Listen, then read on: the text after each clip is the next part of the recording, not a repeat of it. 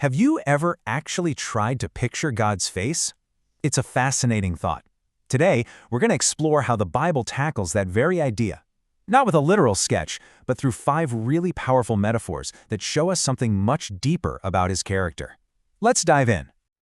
So, right off the bat, can we actually draw the face of God? It's a question people have been fascinated by for, well, forever. But the ancient scriptures are pretty consistent about avoiding any kind of physical description. And there's a really good reason for that. The goal was never about capturing a physical likeness, but about trying to understand a presence. So, instead of focusing on things like eyes or a nose, the Bible gives us a portrait using these vivid sensory metaphors. And in this breakdown, we're going to walk through 5 of them, pulled right from our source material, to see what kind of incredible picture they create when you put them all together. Okay, so we're going to start with 2 of the most powerful attributes used to describe this divine presence, the voice and the gaze. These 2 metaphors kind of take us on a journey from this feeling of overwhelming awe to something deeply personal and intimate. They really lay the groundwork for everything else. First up, the voice. It's not described as some quiet whisper. No, it's the sound of many waters. Just try to imagine the roar of a massive waterfall, or the sound of the ocean during a huge storm. Now, the source material makes it clear this isn't a voice that crushes you. It's a voice so powerful that it cuts through all the other noise in our lives, silencing that chaos inside our heads and bringing this incredible sense of clarity. And you see this imagery right here in the book of Revelation. It paints a picture of a voice that's just irresistible. It envelops you.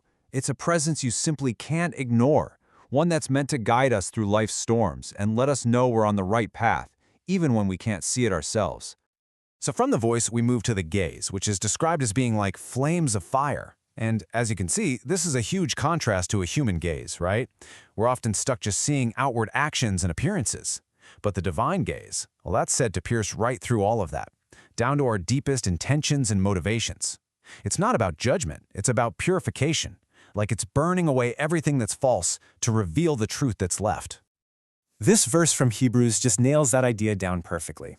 It suggests a gaze that sees everything, not to shame us, but to invite us to be totally transparent and honest. It's about that profound and maybe, a little intimidating experience of being completely and totally known. All right, let's see how this portrait gets even deeper. So, we've talked about the external power of the voice and the gaze. Now we're going to turn inward to look at the inherent nature of God. And the next metaphor, his hair, might seem a little unusual at first, but trust me, it's used to symbolize 2 incredibly deep concepts, absolute purity and timeless wisdom. So the image we get is hair that's white like wool or like fresh snow. And according to the source, this has nothing to do with age. It's a really powerful symbol of a nature that is completely flawless, totally unchanging, and just utterly pure. It represents this foundation of absolute peace and truth, like a place of total stillness and clarity. And when you unpack it, this one symbol reveals so much. You've got perfect holiness, wisdom that goes beyond time itself, and authority that's gentle instead of forceful, and a state of absolute peace. And what this does so brilliantly is it shows that this isn't some impossible standard we're supposed to live up to, but it's more like a personal invitation, a call to be renewed, and to align our own lives with that purity. And hey, this isn't some new idea. This powerful imagery has super deep roots in ancient scriptures, as you can see right here in this quote from the book of Daniel. It's used to describe a figure called the Ancient of Days, who's a symbol of eternal authority and wisdom, a timeless presence that always has been and always will be. Okay, so we've explored the awe-inspiring power and the perfect nature of God, but our final section here really draws us into a more personal, more intimate connection. This is where the metaphors shift to divine listening and a protective presence represented by the ears and the hand. The Bible really emphasizes that God's listening isn't a passive thing. It's an active, totally engaged process. As this slide lays out, it's about hearing not just the words we speak, but our whispered prayers and even our silent cries.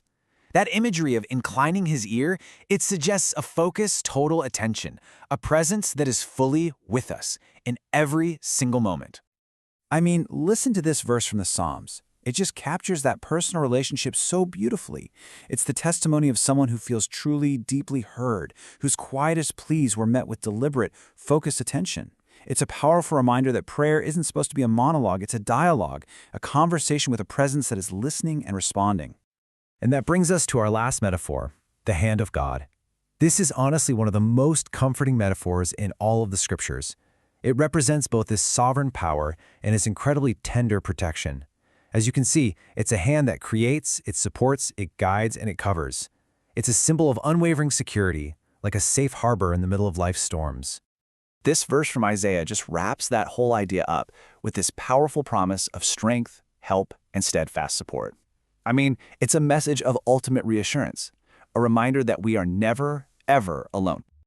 So, what do we do with all of these powerful images? What's the point? Well, this final section isn't just a summary. It's really a personal invitation, a call to experience these metaphors for yourself in your own life. We've explored the voice that clarifies, the gaze that purifies, the perfect purity, the attentive listening, and the protective hand. And here's the key takeaway. These are not just poetic descriptions of some distant being. According to the source, they are attributes that invite us into a dynamic, transformative relationship, one that can genuinely change us from the inside out. And so, this whole exploration leaves us with one final, really provocative question. This portrait we've been looking at, it's not meant to be a static image, just something we admire from afar. It's presented as a living, breathing presence that can actively shape and change who we are. So the question is, how will you let it transform you?